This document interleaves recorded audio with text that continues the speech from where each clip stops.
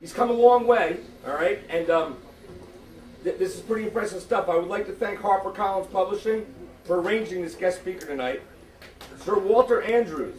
He has graciously taken time from his book signing tour. Right here we have some of his books to be with us tonight, and he's going to be speaking about business communication for the modern decade. He's an adjunct professor at Oxford University. He's ranked amongst the most successful European business minds of the 20th century. Yes, he's got a heck of an accent, so listen closely. The reviews are amazing.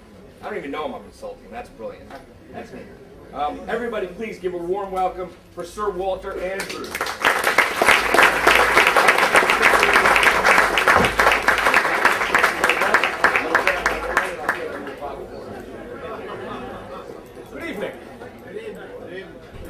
It's a great pleasure to be here, addressing this wonderful and relaxed forum, which is so very different from the stuffy colloquia at Oxford and the meetings with great heads of state and the men of business around the world who I'm normally addressing, which are so formal and uptight. And in addition to enjoying personal bonds with with statesmen and these businessmen, it is my privilege to give them the insights that I have acquired into communication. And in tonight's talk, I intend to introduce you to the new philosophy, the new system, the new paradigm that I have developed, and that is presented in this book, 10 Steps to Communicate Successfully, which I will be happy to discuss with you personally after the talk and also to sign. Unfortunately, I shan't be able to stay too terribly long, as I am flying out to Stockholm, and it is rather tedious to fly to Stockholm over Easter weekend, but I'm meeting with good old Husty Wallenberg at Electrolux, and so must hurry off to that. But while I am here, let us proceed to the cornerstones, the foundations, the pillars, the very keystones of my methods. But before I lay out my program, I should perhaps say a few words about myself and the process and intellectual lines of thought that have brought me to this vista. Many of you, no doubt, are surprised to meet me and to find that I am not a stuffy old Oxford don, but am in fact a stuffy young Oxford don. I am certainly one of the youngest of the faculty at Oxford, holding a position at Balliol College teaching PPE, or Philosophy, Politics and Economics. And I had the privilege to come to this position, having graduated early from Eton, and then gone on to Merton College, Oxford, where I met many of my Curtin colleagues and future subsequent members of Parliament and members of royalty around the world, and so I was rather, as you say, fast-tracked to my present prominence. But to what can I attribute my interest in, one might even say, passion for, one shall say, passion for communication?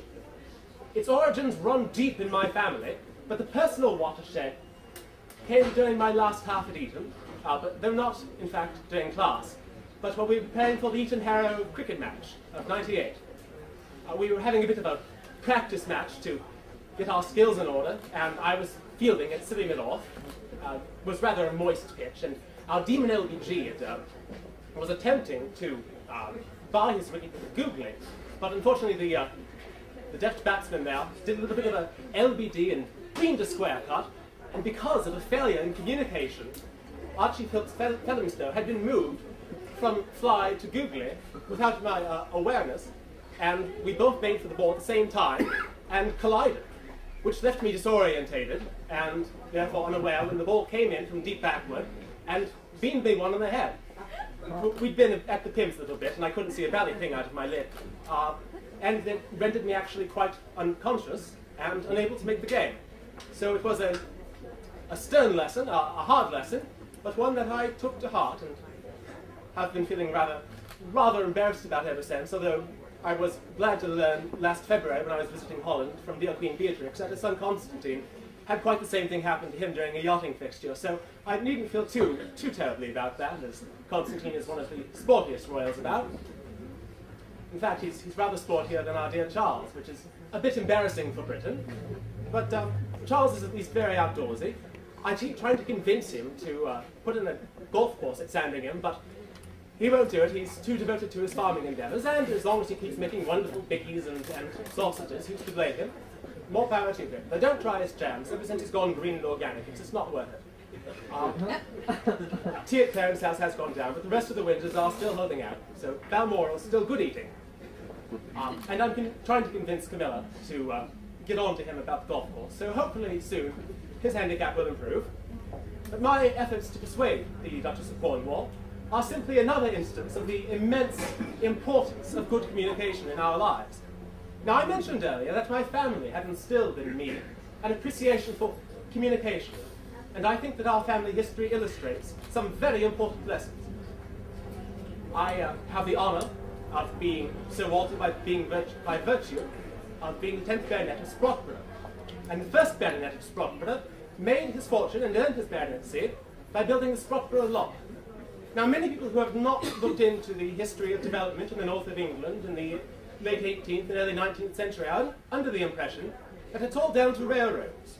But that's not in fact the truth. It was actually the canals that laid the groundwork for the development of the Industrial Revolution that allowed factories in the interior of England to get their raw materials and then to send out their finished products.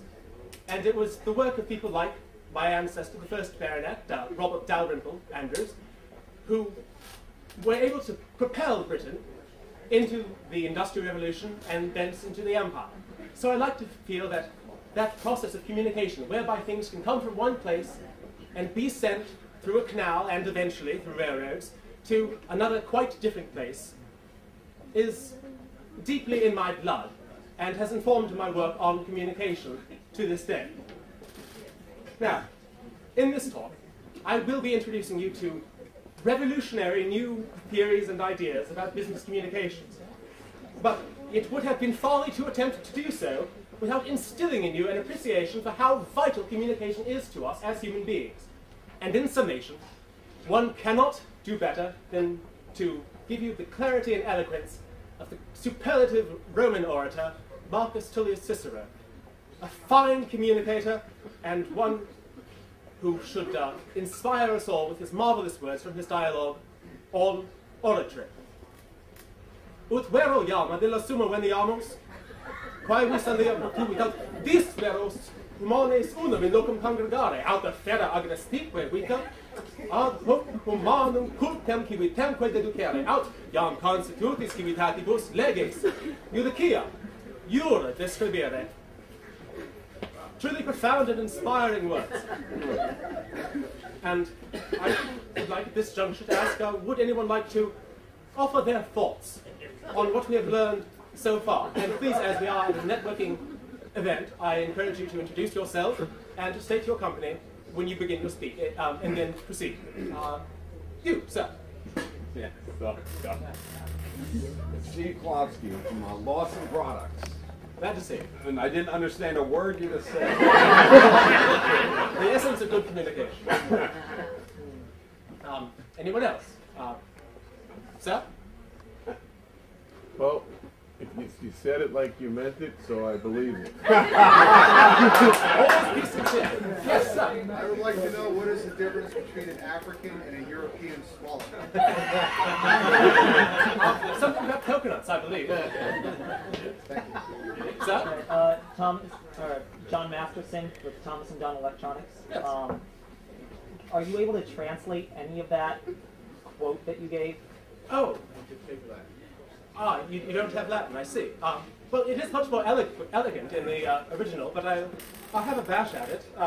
Let's see. What other power than the power of communication could gather together disparate humanity into one place and lead them from a rough, how should one say, rustic life, I think, to civilized culture, let's make it. And having established that society, given it laws, precedents, and the rules that govern society, it's not really a easily translatable concept.